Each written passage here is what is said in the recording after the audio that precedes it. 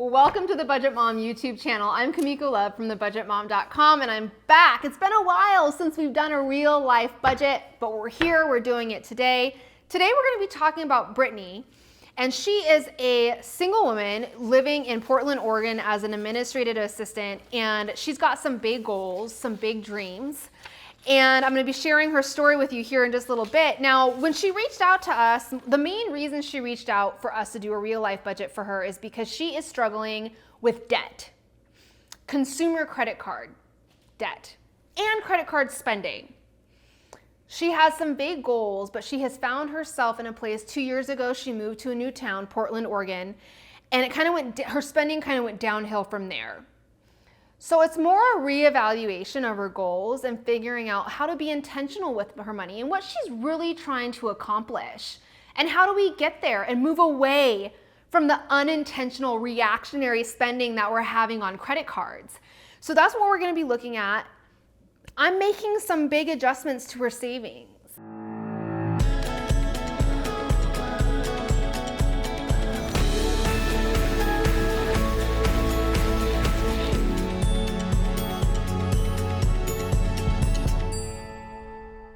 It's one of these cases where, and let me tell you, it's okay to do this, to sit back and say to yourself, the money that I have saved right now, is it fulfilling its purpose?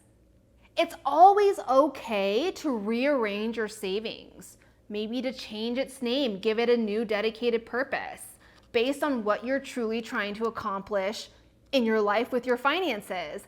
And it was one of those things like, we have some money saved, but is it really doing and going towards what we really want? So we had to look at that in Brittany's case. So let's get into Brittany's real life budget. So let's start with a little bit of Brittany's story and her why. So Brittany's from Portland, Oregon. Her why is she wants to get out of debt and be financially stable for her future family. Now, a little of her story, she's a 28-year-old single female that spent 6 years in school getting my master's degree. So I have a lot of student loans. While in school, I wasn't smart about my budget and I used more credit cards than I should have, which left me with a lot of student loans and credit card debt. I was doing really great with paying off my debt for a while, and then 2 years ago, I moved to Portland and everything went downhill. Now I'm back in a place where I have too much debt and I'm trying to stop spending money on credit cards. The thing I want most in this life is to have a big family, but I want to be financially stable before I start fostering and adopting. So now I'm at a place where becoming debt-free is really important to me while still saving money. So a little bit of Brittany's story. You can see that she struggles with a couple of different things. One has to do with the credit card spending and prioritizing spending intentionally in her life. When I went over Brittany's information using the red light, green light test, she's in the green. She has a green light, which means that she is in the positive when we take her income, subtract her expenses. So that's good. Is it enough, though, to really fulfill all of the things that Brittany is wanting to do when it comes to her finances? So let's look at a couple of things before we jump in. One is her income. She gets paid every single week on Friday for $7.61. Now, the reason I wrote 12/2 here for her paydays in December is December's weird. We're getting 5 paychecks in the month that month. But what I really want people to do when they budget their money is to budget on the worst case scenario. What is that? Well, typically there are only 4 weeks in a month. So we really need to get used to budgeting and having a spending plan for 4 weeks or 4 paychecks instead of 5. But I did write down here to note that we do have that extra paycheck this month. For her fixed expenses, what I really want to look at is how much is she currently spending on her fixed expenses when we subtract it from her income? Well, you can see her income is $3,044. Her fixed expenses is $2,112. Okay, we still have a green light. We still are in the positive.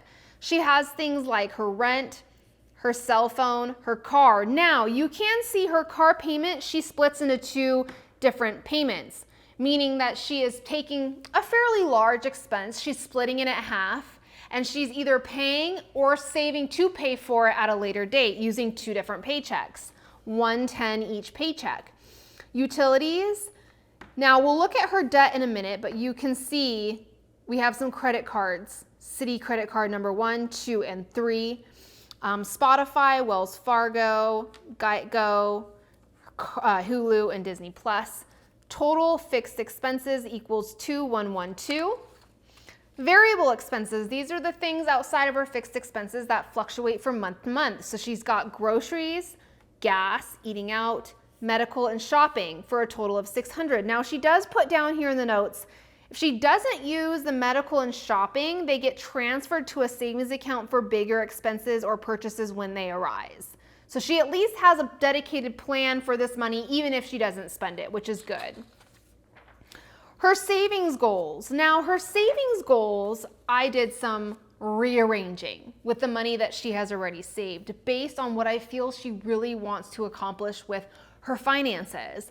So she wants to save for some things like a home, emergency savings. You heard her in her story that adoption and foster care are very important to her. Tattoos and car maintenance. And then also on May of 2023, she's got a vacation that she's planning for, which by the way, she's only $100 away from reaching that goal. Here's the thing though, when I look at this, this is why ordering your goals in order of importance in time segments is so important. So for instance, short-term, medium, long-term. Short-term goals, she has all here. These are all short-term goals in her mind. Short-term is anything 1 to 3 years. Medium is 3 to 7 years. Long-term is 7 years and beyond.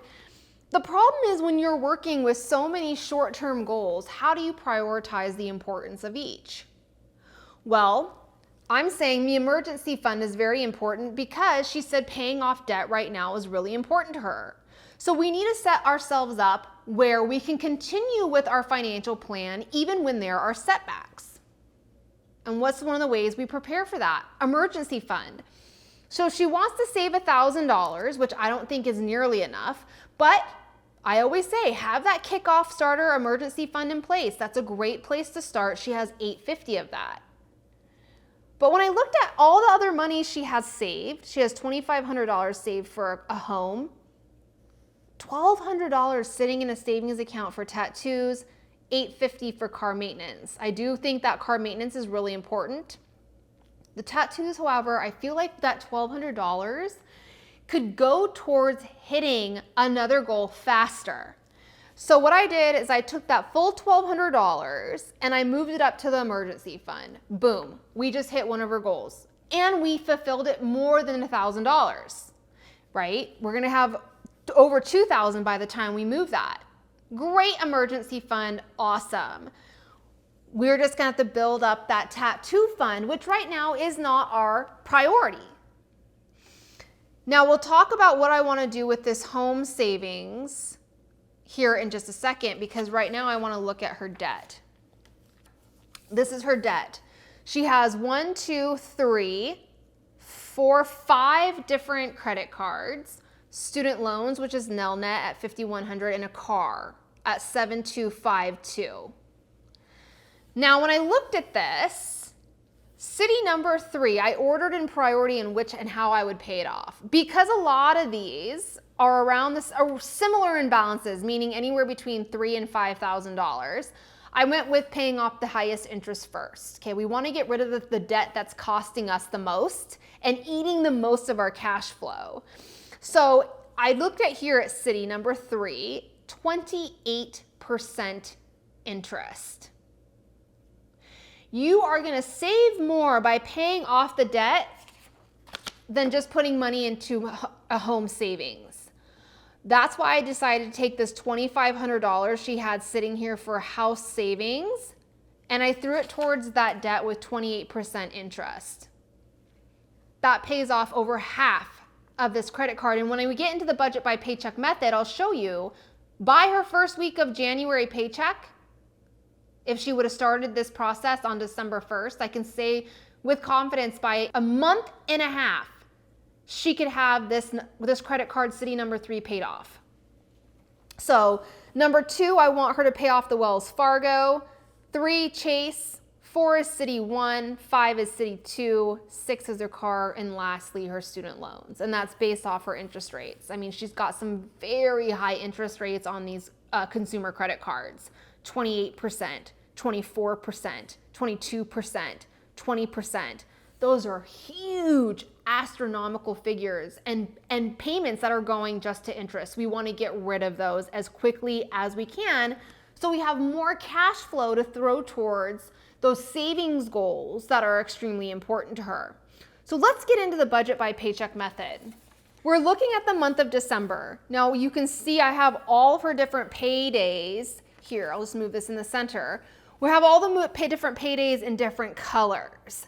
I also did partially of a January calendar because I want to see and show you how we are taking care of rent using many different things, okay? Some people call this the half payment method. Whatever it be, it's breaking down a very large expense and saving and preparing for it over multiple different paychecks that you have in your budget paychecks throughout the month. So with that, let's look at our paycheck in green, which is our payday here on 12/2. Okay, we're going to take care of all these bills in green. And what we're going to do here is we're also going to take care of some variable expenses that she has. We took her groceries, gas, and eating out. You might be saying, Miko, how did you come up with these figures? Well, really, I took what she wanted for her variable expenses, which would have been these things here, and I divided it by 4. And then I played and tweaked around with it with how many paychecks we had in the month, and I figured out what worked best. Remember, this is trial and error when you are coming up with your paycheck budgets. Until you get a firm grasp on what your paycheck budget should be, which you will get to eventually after that first budget transition, this trial and error, figuring out what works best for your paychecks. Let's move to the paycheck on the 9th. So we're going to pay everything you see here in orange, but we're also covering on 1/1 rent. We're going to take care of $274 of rent. I just took her rent expense and divided it by 4 paychecks. I mean, December is being gracious. We get 5 paychecks, but remember, we're budgeting off the worst case scenario. We, at the minimum, get 4 paychecks.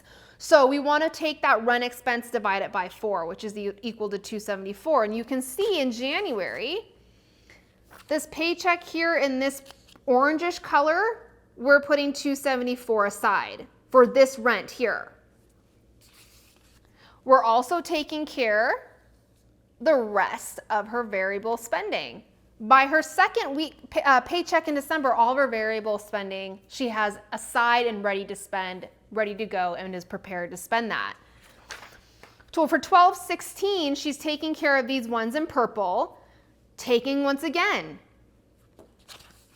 purple here, $274 towards this rent, so she has it ready to go by the first to pay. Taking care of the last of eating out, and she has money left over this paycheck to throw towards that debt number 1, which is this city 28%.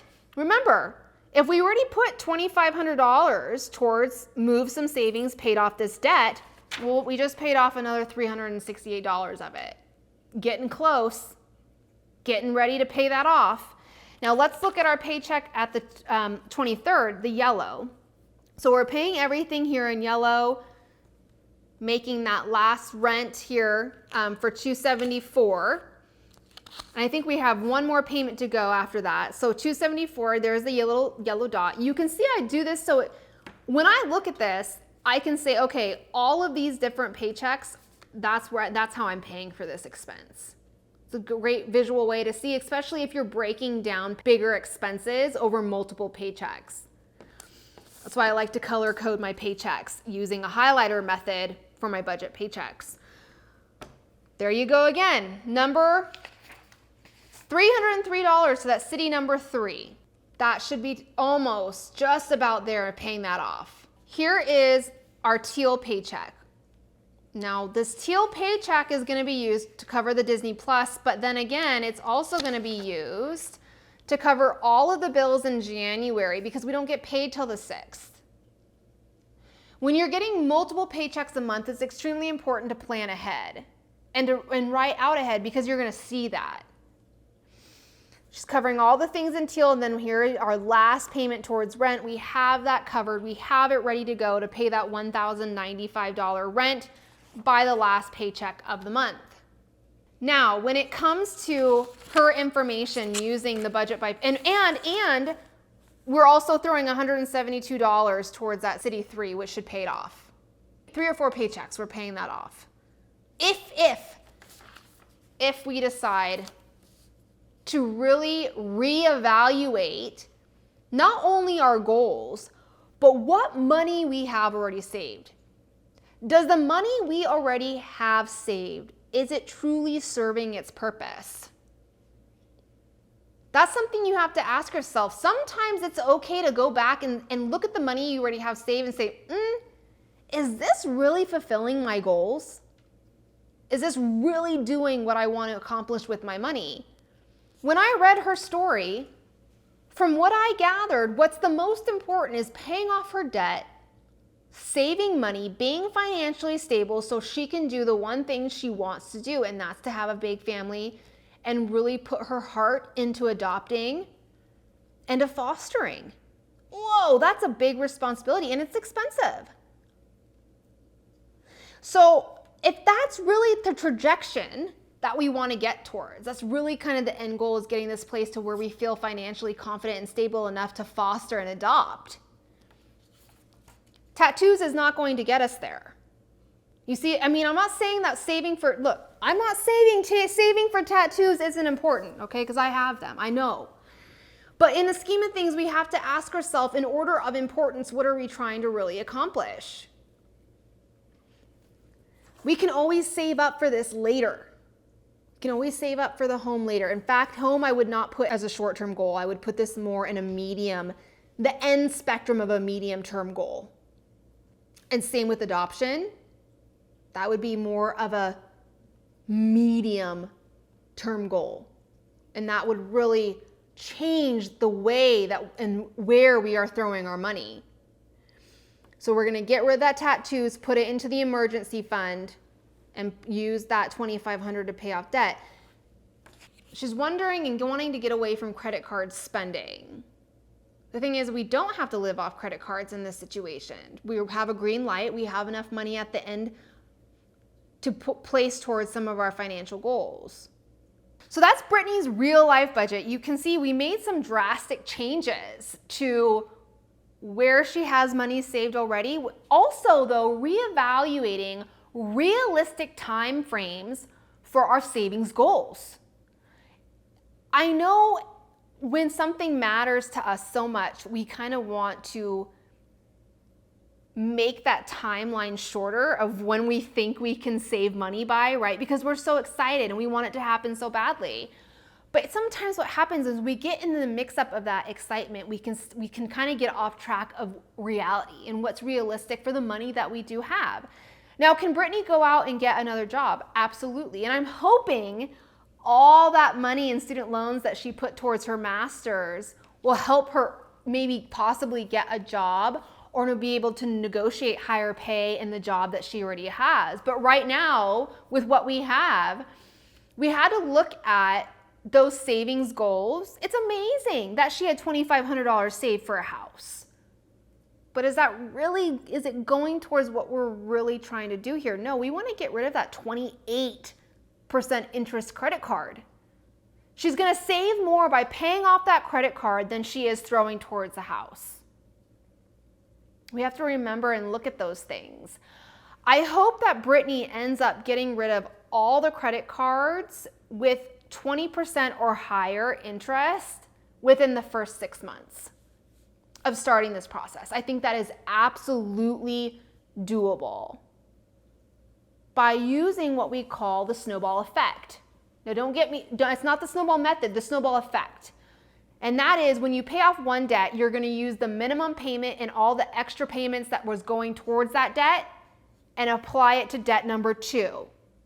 And you move that down the line and your payments gather momentum and girth and you start rolling it down into other debts. It's true though, and it is, it gets bigger. So That is my goal for Brittany, because I feel like once we get rid of those higher interest debt, the things that are having such a hit to our cash flow, and I mean, think about even 24% interest, what that does to our cash flow availability and opportunity there. But once we pay it off, we can't use it again, right? The goal of paying off debt is not paying off debt. The goal of paying off debt is learning the habits to not go back into debt in the future. It's a journey of learning, not necessarily a journey of payments, if that makes sense. So if you found this video helpful, please like it and don't forget to subscribe.